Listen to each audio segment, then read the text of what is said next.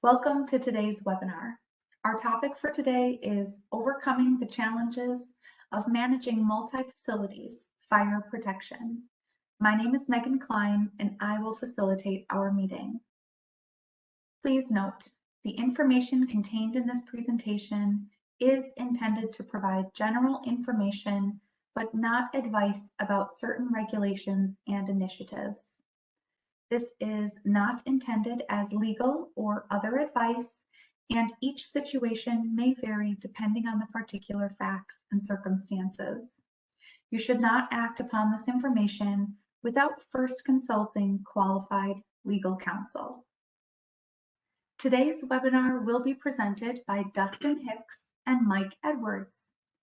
Mike has been a Cintas partner for almost 20 years, with the last 10 years in fire protection. After spending several years as the inside sales manager for Cintas's fire division, Mike was promoted to the position of global account manager, focused on selling national accounts. Mike's initial focus was in the hospitality vertical, working with customers like Marriott, Hilton, and Sonesta hotels. Over the last 2 years, Mike has been focused on the healthcare industry, and specifically working in the senior care space. Dustin joined Cintas in October of 2007 in rental national accounts. Over the last 14 years, Dustin has acted in a variety of roles at Cintas, including CSR, accountant, service manager, general manager in the Philadelphia and Phoenix markets, but most recently as director of operations, servicing fire protection national accounts in Durham, North Carolina. He has also been key in the development of multiple partners throughout the organization, including 6 general managers and 4 operations managers. Dustin spends his free time hiking, fishing, traveling, and spending time with his wife Sarah and their 2 sons, Jack, age 3, and James, just 1 month. So now, please welcome Dustin to get us started. Hello, everyone, and thank you for joining. I am extremely excited to be here to talk about fire protection. I appreciate the nice introduction there, Megan, especially having the 1-month-old. So that's for those of the parents out there, know that is a lot of fun. But we will go ahead and jump right into it. So I am reporting to you live from our national account office in Durham, North Carolina. So if you can see a little bit of the backdrop, we actually have a training wall. We have a kitchen suppression system, a couple of different sprinkler systems, 4 different fire alarm systems. So really nice feature, and something that we like to have our customers, if they're available, to come and visit. We all know things have been a little bit challenging with travel in the past couple years, but we've been adapting and doing a lot of the virtual type training. So again, real excited, and anytime to talk about fire protection and educate, especially the folks that are in the spaces that you all manage. Fire protection it's a huge deal. And a lot goes into it and a lot rides on it. So again, I am just extremely excited to talk about fire protection and what like a national account program looks like. So we're going to go through senior living, touch on COVID, uncomplicating the complexity of fire. If you are managing multiple facilities or you're involved with that, the challenges that come, what our fire protection program offers, and then we'll go through some repairs, different ways that we look at cost and spend, documentation, and then we'll kind of wrap it all up with a holistic view of your fire protection program. Do some question and answer, which I'm excited about. and then we'll go over what it looks like on the TELS side. So I'll be doing most of the talking. Mike is going to cover a couple of the topics. So we'll jump right into our first one. So staffing, probably the common theme, no matter what industry that you are in, and no different when it comes to senior living. We have seen, not only being short-staffed, but also, there's a lot of people that might be, changing hands. The maintenance director position is a very, very tough position. The more that I've learned about it and how many hats that these individuals wear, it's a lot. And one of the things that I think a fire protection program can offer is taking some of that burden off of those people. And then, not just your fire protection program, but multiple suppliers. So if you have somebody that can make it a little bit more simple, if you have the confidence that, hey, I don't need to really worry about my program because I'm working with a really good vendor that takes care of me, that's a good thing. And that way, folks that are at the facilities or overseeing these facilities can really focus on what's the most important piece of their job, and that's taking care of the people that are in the facility. Budgets obviously have been very, very challenging and operating on very slim profit margins already. And then you put a pandemic on top of that. That's definitely something that we hear a lot is helping our customer base with their budgeting.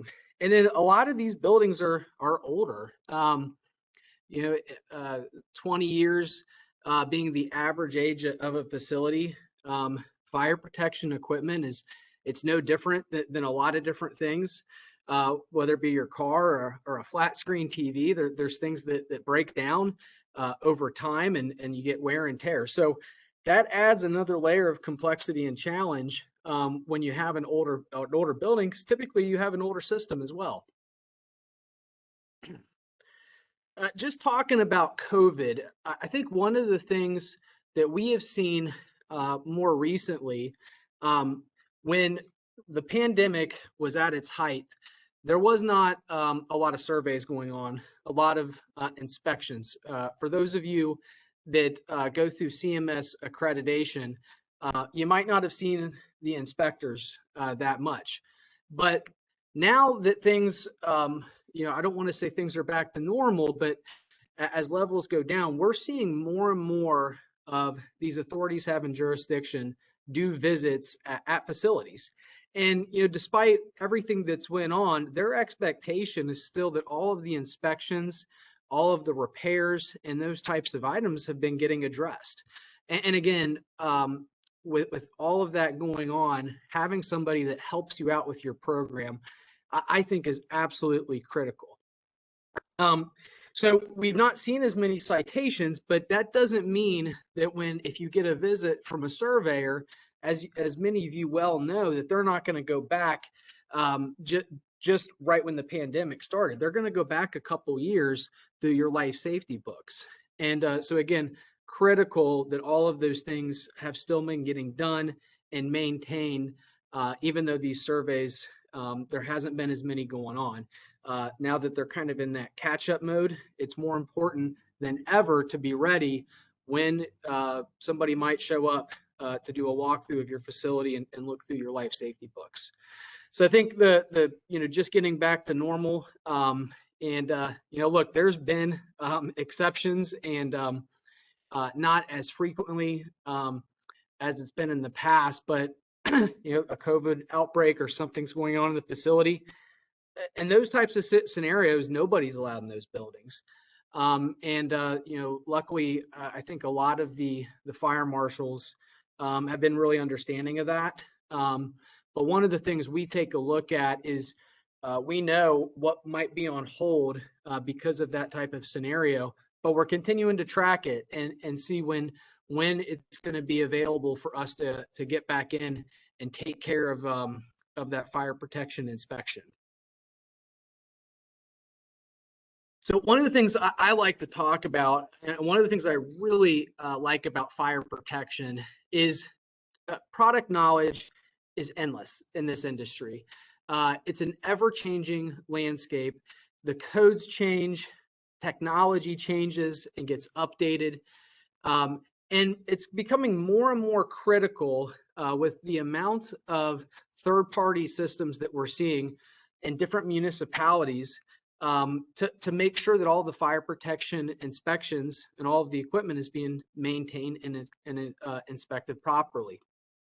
But although it is a very complex business and some of these systems have a lot of complexity to them where you have to have a technician that's certified, licensed, and trained in that particular type of fire alarm panel or sprinkler system. What I like to think is we take that complexity kind of off the table, because at the end of the day, I don't want to make this fire protection complex or complicated for you.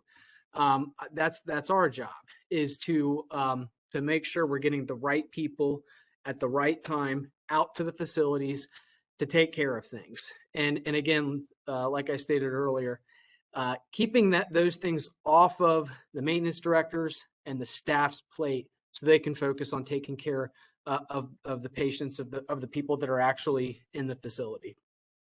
One of the things that you might be aware of, especially if you have facilities that are in different areas of the country, in different states, the code, so if you take example NFPA 25 for sprinkler systems, there might be certain things that are enforced maybe more heavily in a particular jurisdiction than another.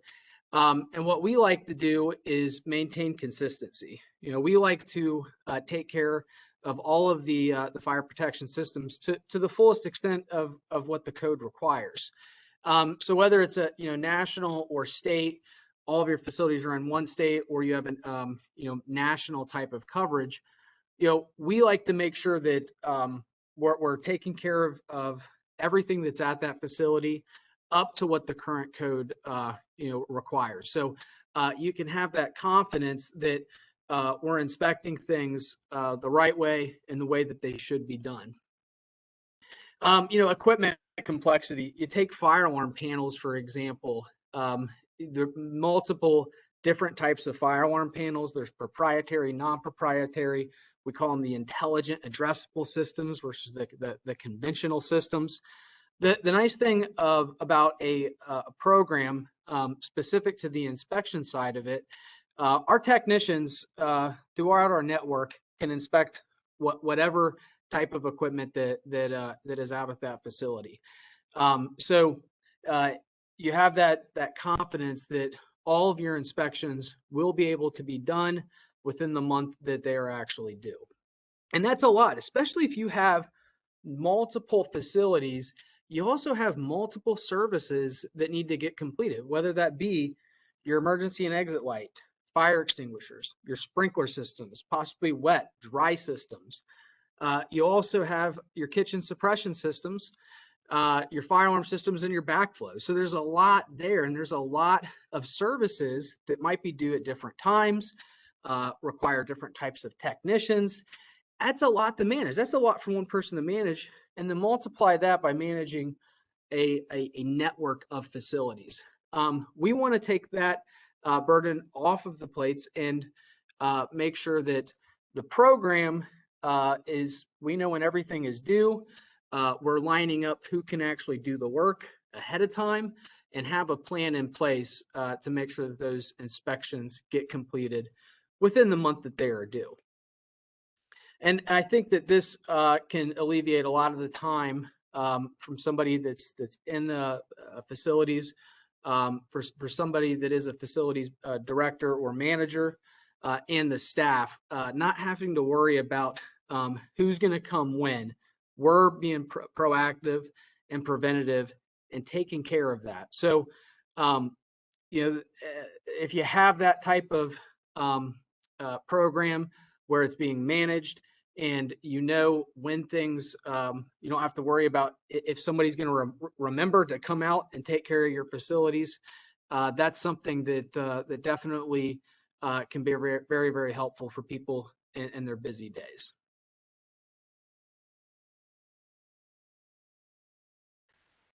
I am going to turn it over to Mr. Mike Edwards to go over some of the challenges with managing multiple facilities. Mike? Yeah, thanks, Dustin. Appreciate that.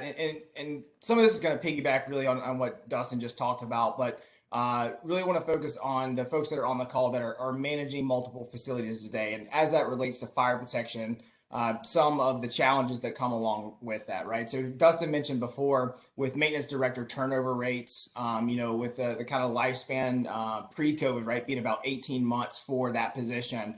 We certainly have seen that be an issue for folks pre-COVID, right? And now we're seeing that turnover rate increase and that kind of lifespan of those maintenance directors decrease at the same time, right? So certainly as maintenance managers turn over, from a fire protection standpoint, it's difficult if you're managing multiple facilities to know historically what's been going on at that site. So not a lot of visibility, right? Which goes into the second point here, as far as what was going on to the facility historically. And then what we also see is a lack of visibility when it comes to capital spend, right? Those larger projects, particularly when you're talking about each facility kind of having their own local contracts. And that's really, I would say, in this space, particularly in senior care, this is what we typically see is most facilities are kind of doing their own thing from fire protection, right? So unless something is being pushed down from a regional or a corporate level, each facility kind of historically has picked their own vendors. And what we typically see is it's not just one vendor doing everything, right? So they may have, some of your sites may have one company doing fire extinguishers, someone else doing sprinkler, and someone else doing alarm, right? So from a visibility standpoint, if that's not getting rolled up to you, it makes it very difficult unless you're actually on property and reviewing the documentation to see what's has been going on at that site. Kind of related to that, right, is inconsistency for approvals process for repair or replacement. So when most people think about fire protection spend, it's certainly the more predictable spend, right? The inspections that are at the forefront of most people's mind. But what we also tend to see is anytime repairs or replacements of equipment is needed, there's not always going back to that visibility thing, there's not always a lot of visibility from a corporate standpoint because a maintenance director, maybe they did turnover, right? And they had a quote for some work that needs to get done and that got put under their desk or got tossed out when they left. So from a corporate standpoint of managing multiple facilities, you don't always have a lot of visibility to that. And that really goes into the next point as well, right? Just a struggle to see a holistic view of the full fire protection program. Typically for the folks that manage multiple facilities on the call today, you only get involved when something's really bad, right? In emergency type situations, you get pulled in. If maybe a vendor is struggling to get there on time or doesn't have the capability to service in that emergency situation, maybe that's when your maintenance directors are picking up the phone and calling you and asking for your help, right? Without you having a lot of historical knowledge as far as what's gone on there in the past. Certainly different pricing schedules, right? Pricing really all over the board, paying vastly different rates from one facility to the next, one geographic area to the next is certainly another one that we hear. And as kind of combined with that would be scope of work. So what are the companies actually doing while they're on site? Are they maintaining and inspecting the equipment to meet the applicable NFPA codes? Each supplier, again, 2, 3, 4 different suppliers at each facility. It's hard to manage at a corporate level what's going on at each one of those when you have that many providers. And then lastly, as a lot of the organizations I know on this call continue to grow, right? Good problem to have with the growth there, but it also adds some complexity in not only the geographic area. So maybe you're moving into a region of the country where you haven't historically had buildings, or maybe you're taking over buildings that are a much different footprint than the rest of your portfolio. So again, as your organizations grow, that complexity can be added there. And Dustin mentioned it before with different state or local or county requirements, in addition to NFPA code requirements. It gets very complex very quick as your organizations expand into new areas. And then to piggyback on that, right, so we talk about the complexity and what all the sites have to manage. And if you're trying to kind of pull this in, what things do you need to be aware of? So we wanted to list out here some of the kind of core inspections and testing that should be going on at your facilities today to meet NFPA code requirements. Now, again, something may be required locally by an AHJ, authority having jurisdiction, or a fire marshal that may go above and beyond what NFPA code is requiring. But these are kind of the high level code requirements and frequencies that you should be having. So you'll see for annual inspections, certainly your fire extinguishers, backflow preventers, both on the fire line themselves, as well as domestic or irrigation backflows. Semi-annual inspections would include fire alarm systems, kitchen suppression. So these would be like your Ansel system or other brands. And then kitchen exhaust cleaning as well. Typically, we see a semi-annual cleaning frequency needed on those. Could be up to quarterly, but I'd say semi-annual is what we tend to see most in this space. Quarterly inspections, fire sprinkler systems, right? So you've got your one annual and then 3 quarterlies throughout the year as well.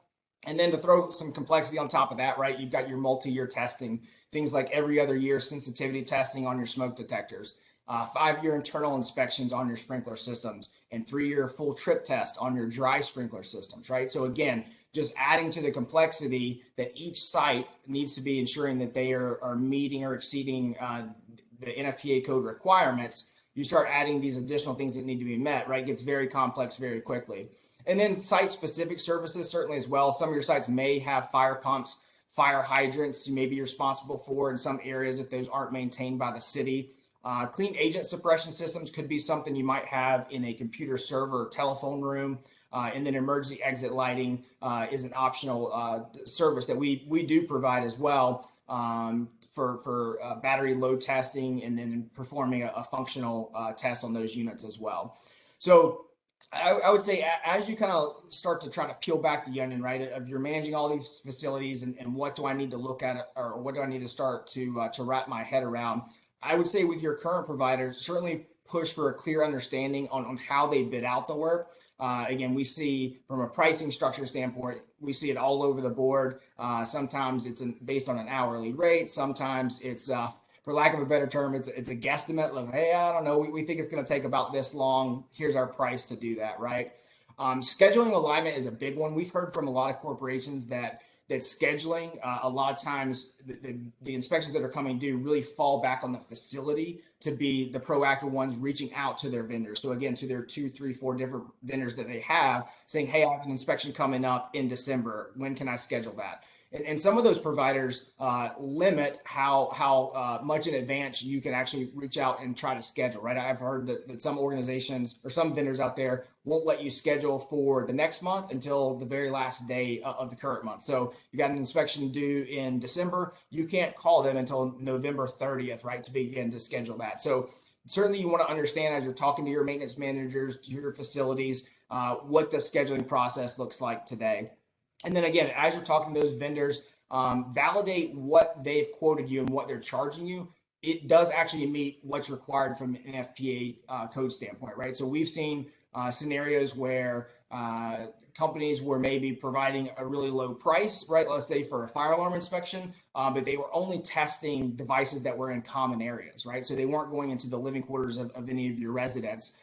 And those devices have to get tested just like all the common areas ones do as well. So ensure you know exactly, one, what they're charging you for, but what are they actually doing and are they inspecting all the equipment on site as well? And then lastly, we talked about it a little bit before on the previous slide, but certainly on the repair and replace side, dig for additional information there.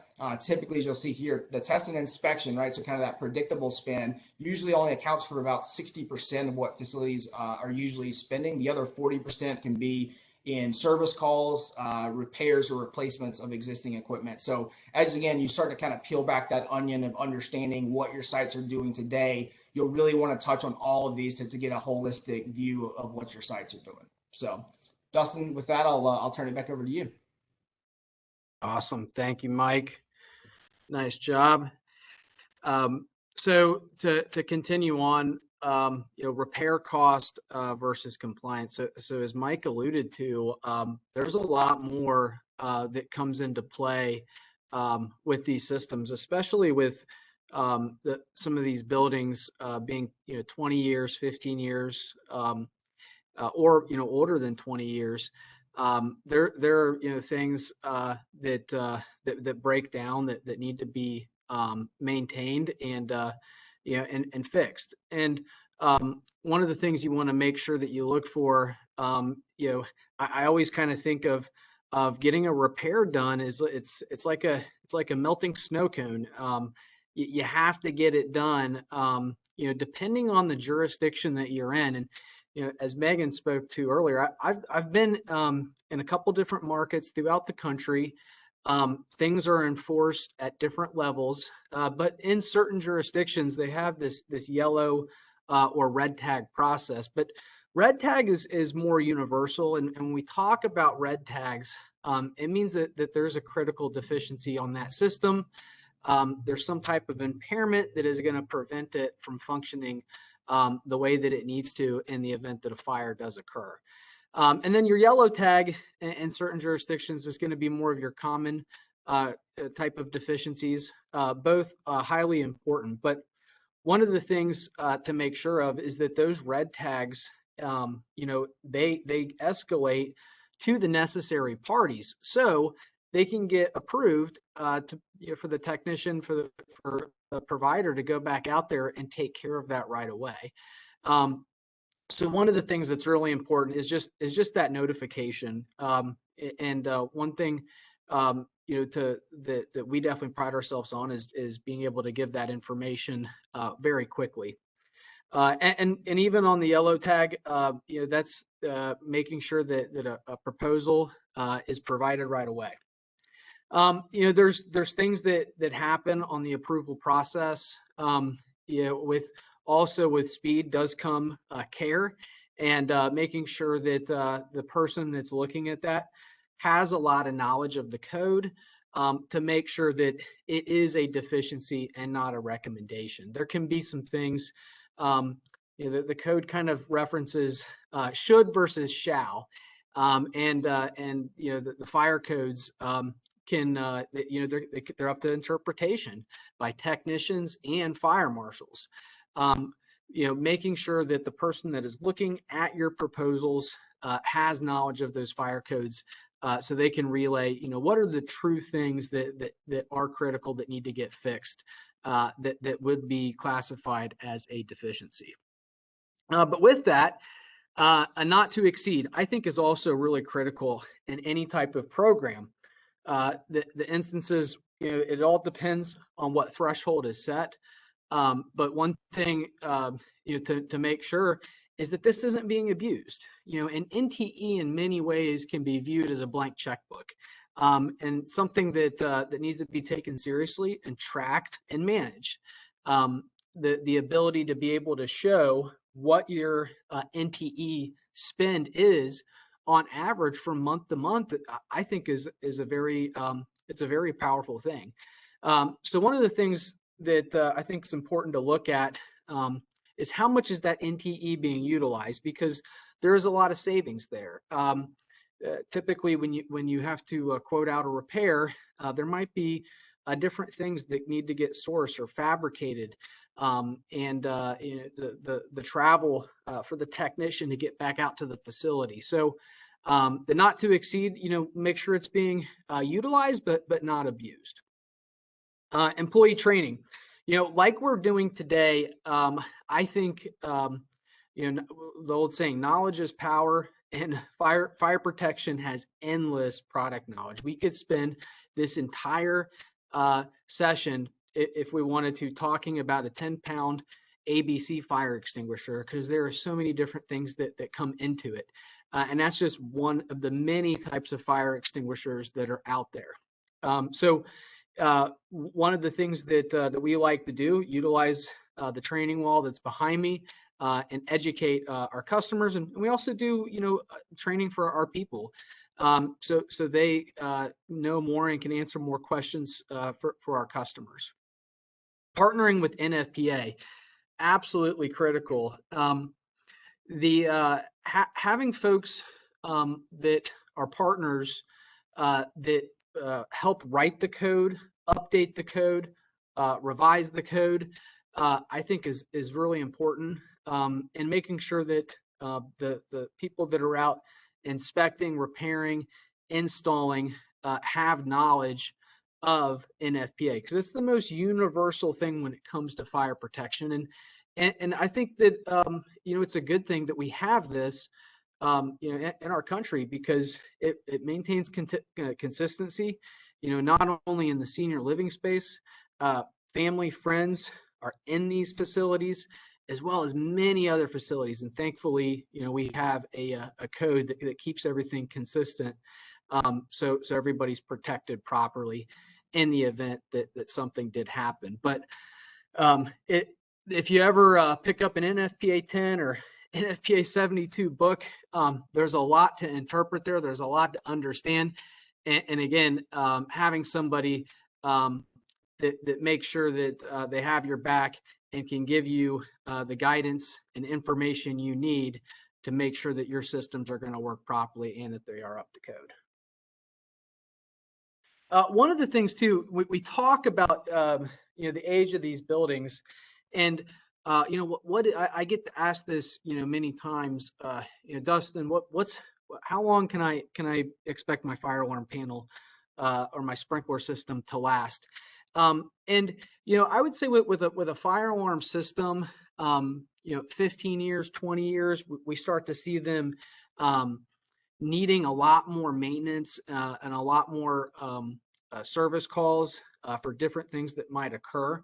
But one of the things that I think is important is to have transparency to that. If a facility has, let's say in an 8-month period, 10 to 12 service calls for the fire alarm panel, that's something that we look at. That's something that we want to be able to share to give you that knowledge of, hey, this system, it's over 20 years old. Here's the amount of service calls that you had.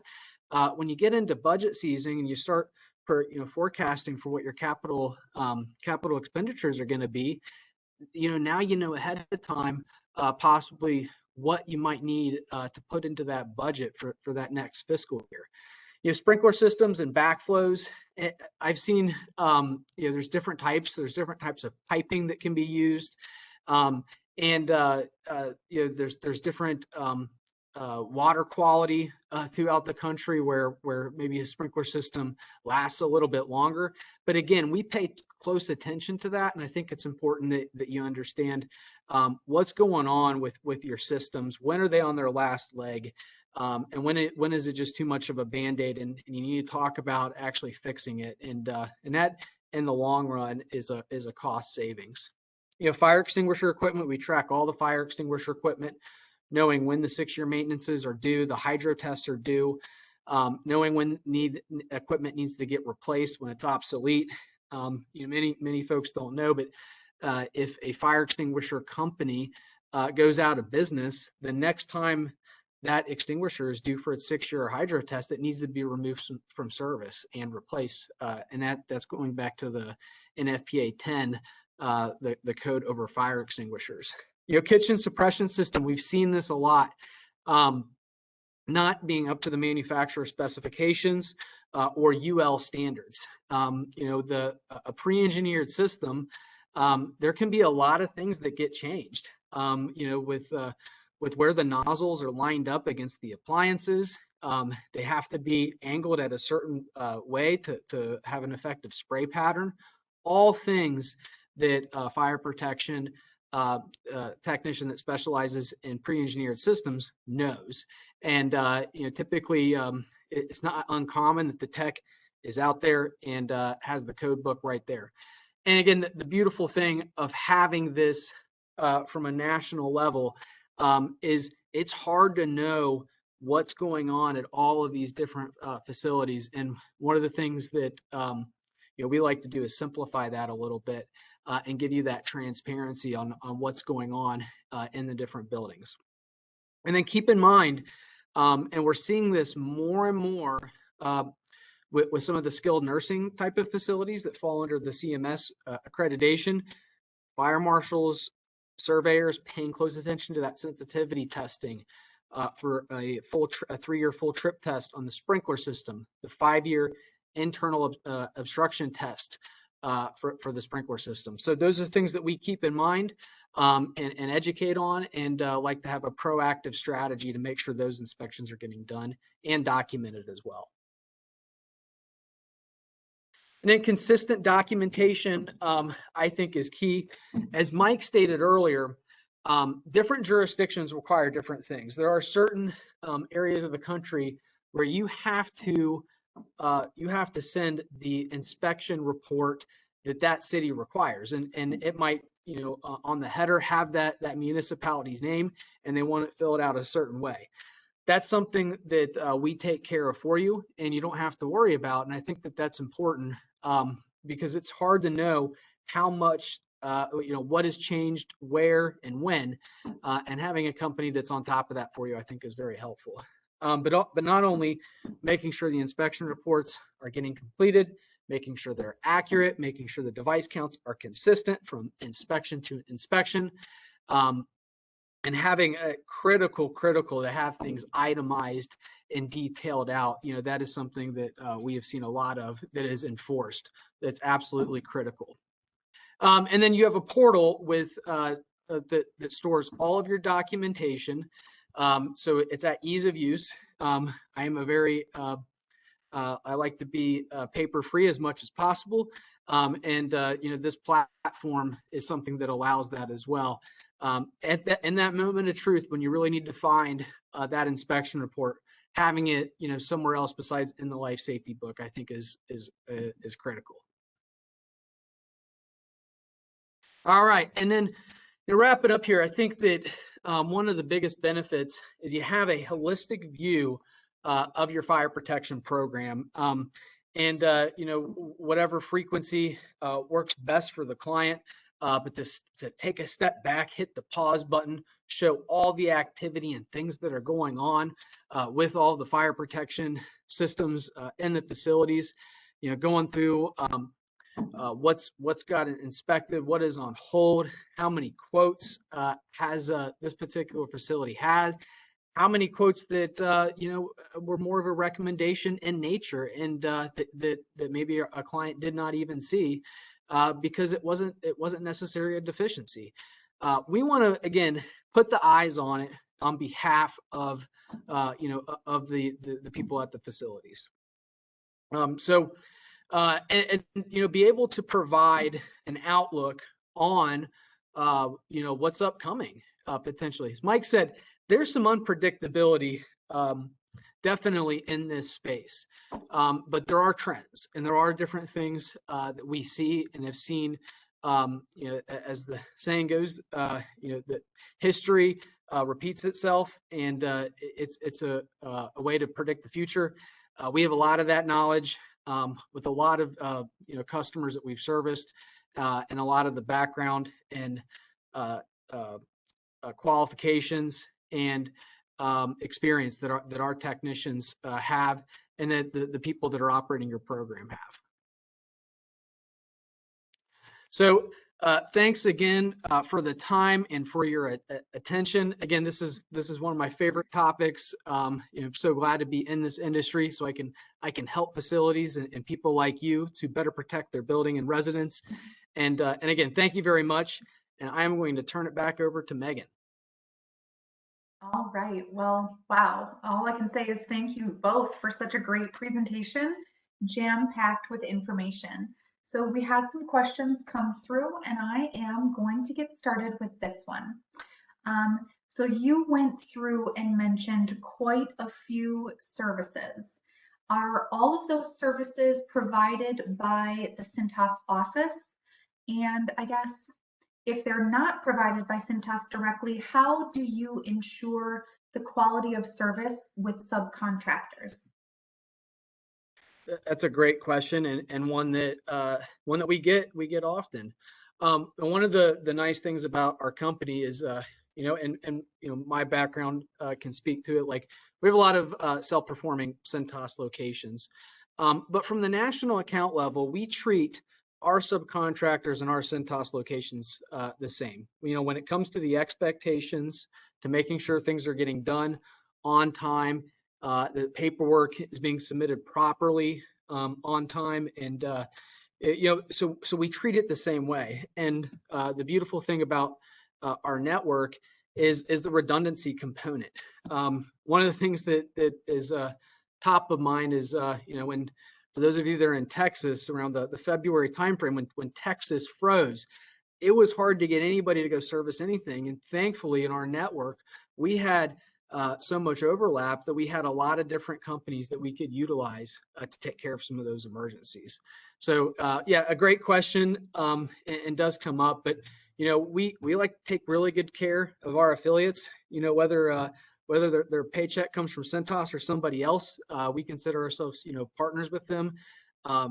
We get really excited educating them, and congratulating them when they perform really well. I love that. Important information there. Okay, so the next question that came through is a little more specific. If I sign up with Cintas, am I working with a dedicated person to support me, or am I transferring between customer service?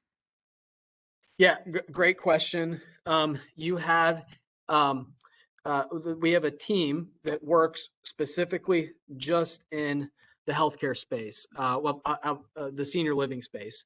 And as we have grown, that team has grown as well, but it's specialized in, there's account specialists on those teams, and you are most likely going to be assigned with an account specialist and that person's contact info that basically is the point person from running the program.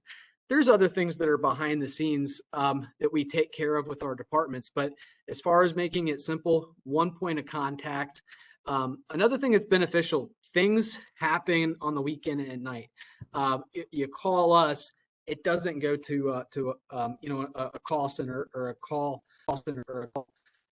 a company that just takes all those calls. It comes to actually Cintas people that are manning those phones 24/7, and they act as account specialists. They are there to take care of you in the night hours. They're always the heroes of the night. Awesome.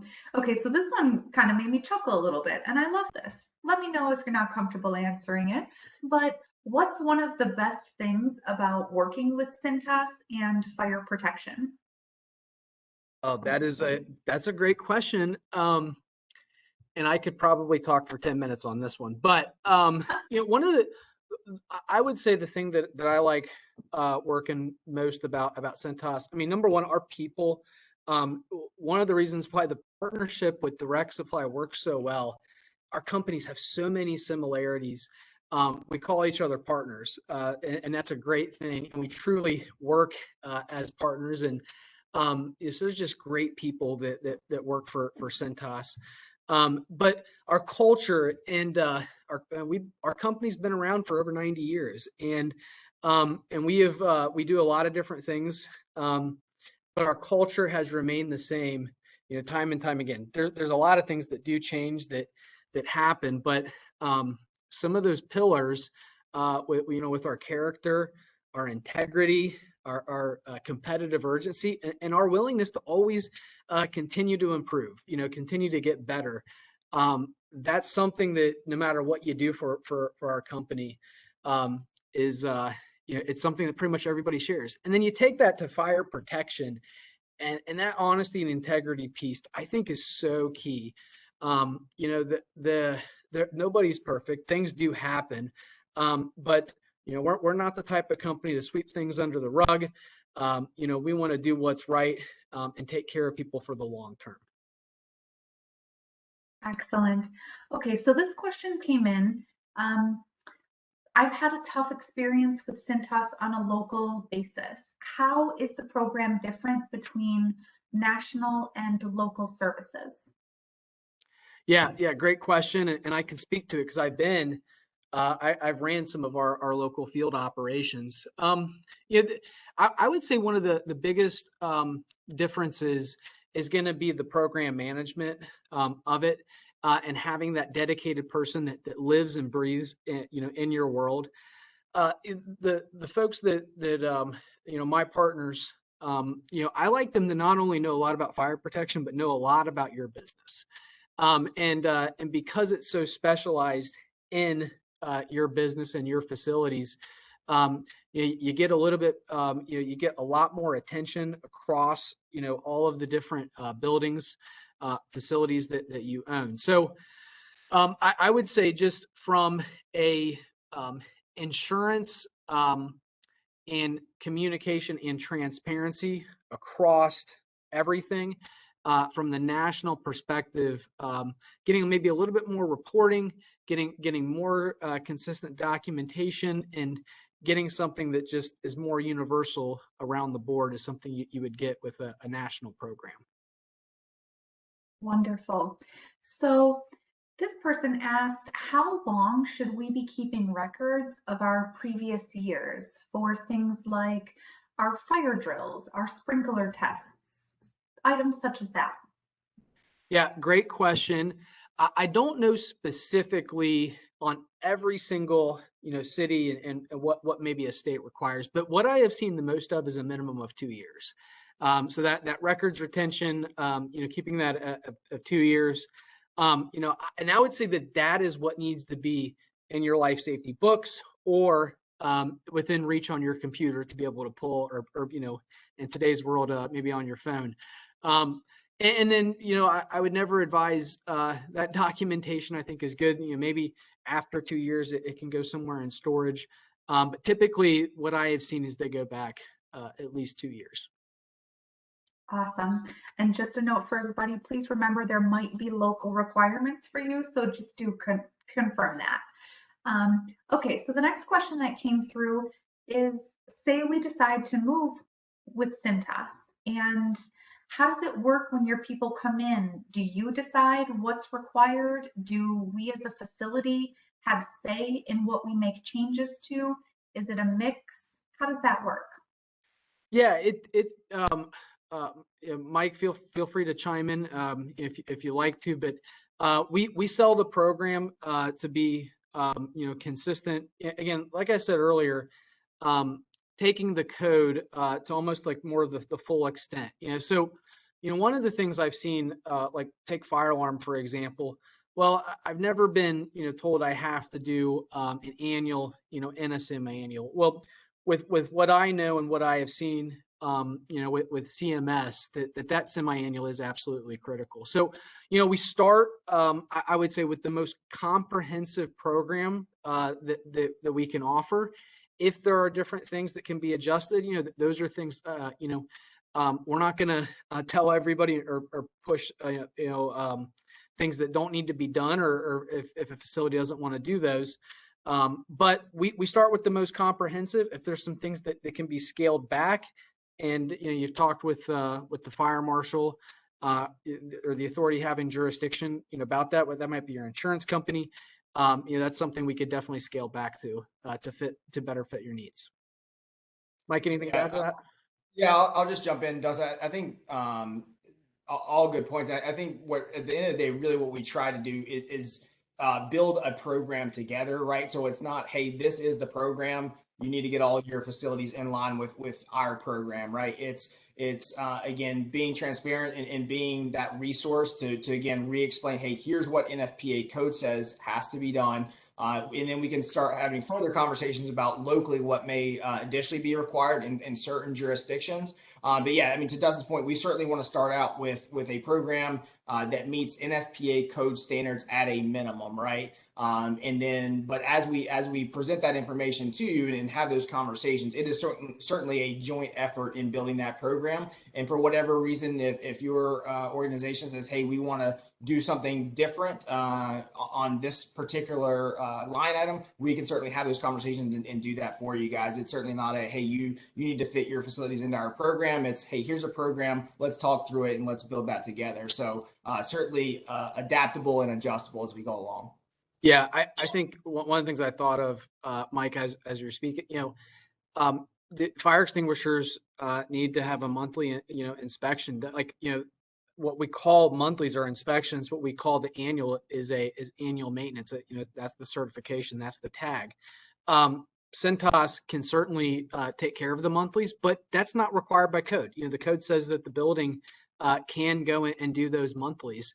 One of the things, that's nice about, the partnership with the TELS program is, we can tailor the program to have a provider come out and actually do those monthlies, or with sprinkler systems, monthly checking all the low points on a dry system. That can be something that, that we do, or that somebody at the facility can do. So, starting out with a comprehensive program, the things that a licensed technician, needs to do first, and then kind of adjust from there. Fantastic. That was quite informative. This next one is a little more direct. How would Cintas determine if our system should be repaired versus replaced? Yeah, that is a very, very good question. And I think that we need in certain cases, it might make sense to better understand what's actually going on with that situation. There could be something that, hey, this needs to get replaced. It can't be repaired. The last thing that we would want is somebody else to to come out and put a second set of eyes and say, hey, no, that didn't need to be replaced. That could be repaired. So we think like that. We want to think in behalf of you. And that would, coming up with a replacement proposal is it's a pretty big deal. It's more of a project that could require plans and permits and those types of things. So, I think there's not a one size that fits all. What I do think is it needs to have a hard look. It needs to, be something that, if we do say that does need to be replaced, that we give you a lot of background information on that, so you can make the best decision. But there's a lot of things that go into that. If that system is completely obsolete, like I was stating earlier, that company, that manufacturer is no longer around to support with replacement component parts.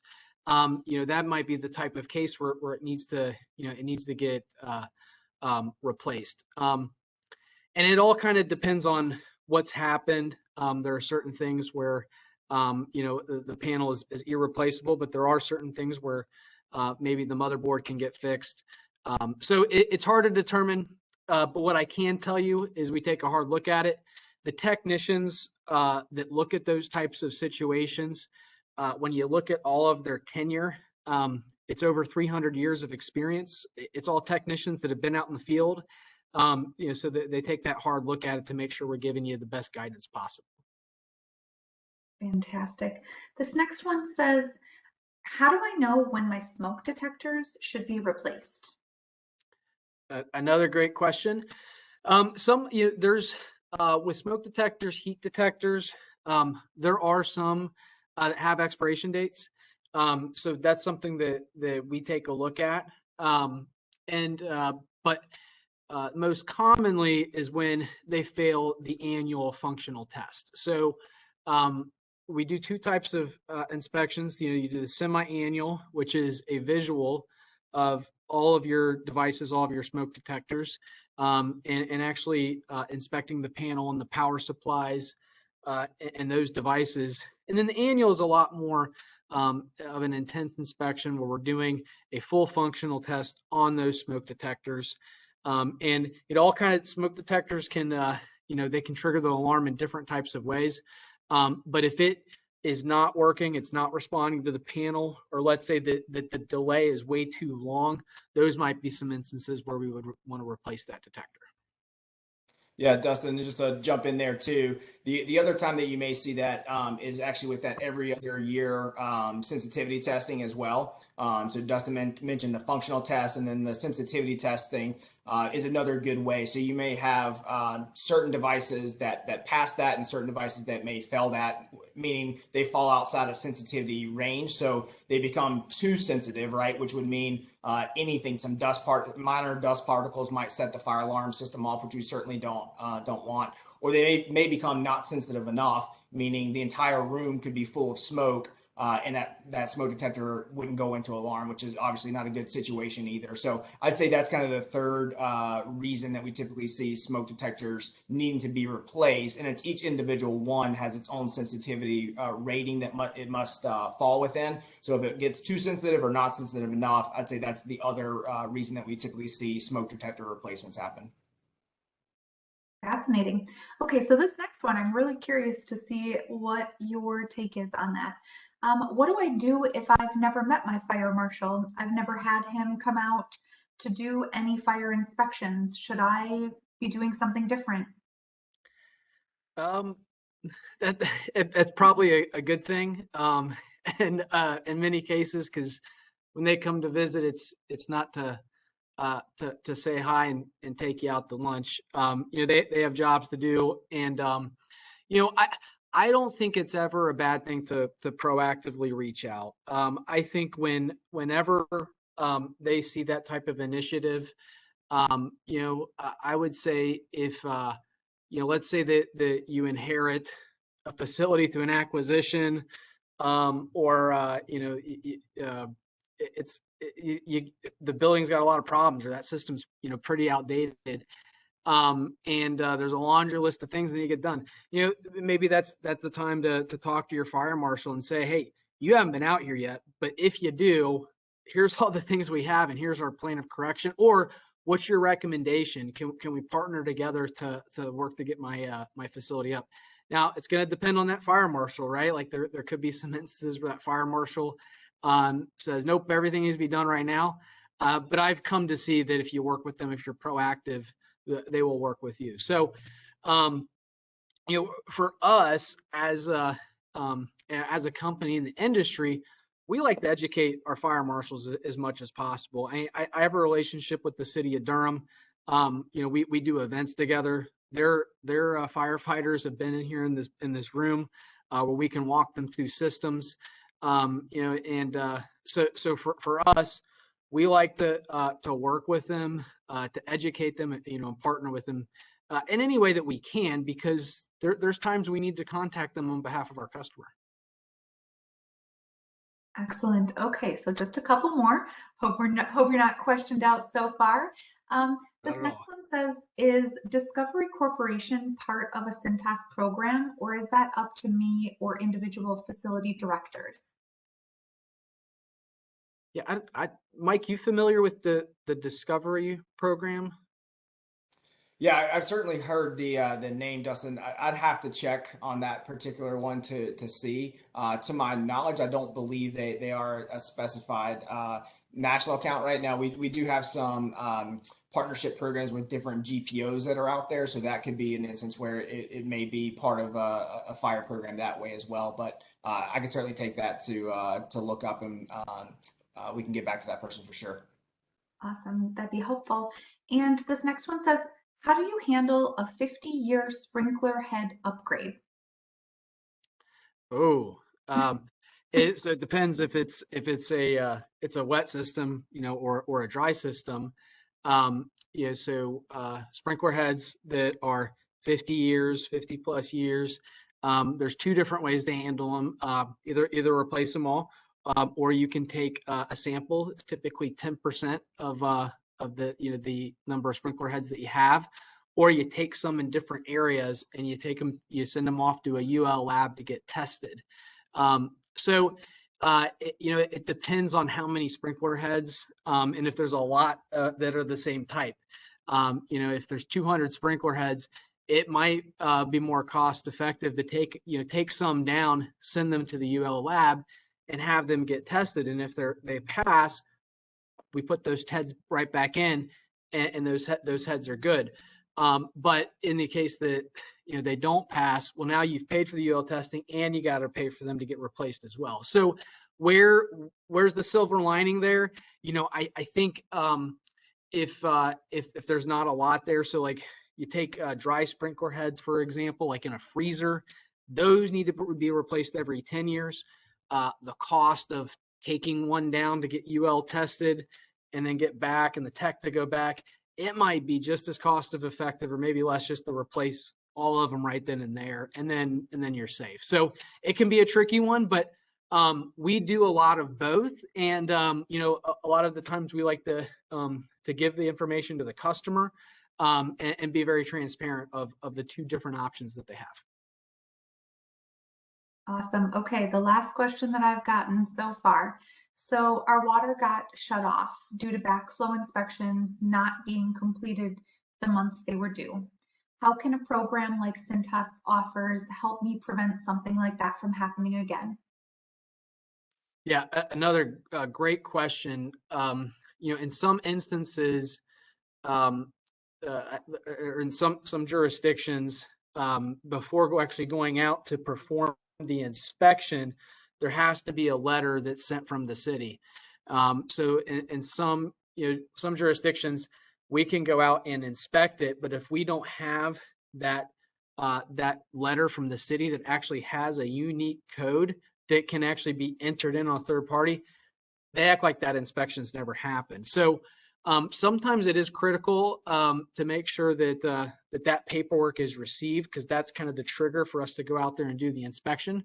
But that's not one size fits all. For a lot, we know when the backflow is actually due, and we're dispatching to our network 45 days in advance, so they have ample time to get that done in that particular month. In the instance where it's going to require a letter, but we don't have it, our affiliates or Cintas locations know the jurisdictions that have letters. So they'll relay that back to us and say, hey, we know you dispatched us for this backflow that's due in December. We need to get a letter.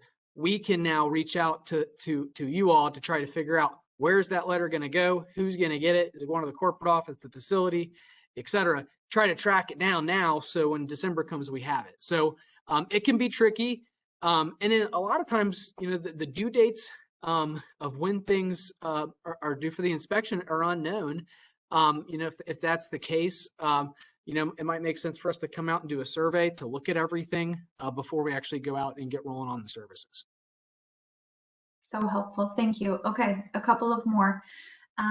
So does Cintas service all systems, including maybe proprietary systems that we have on site? Yes. Yeah.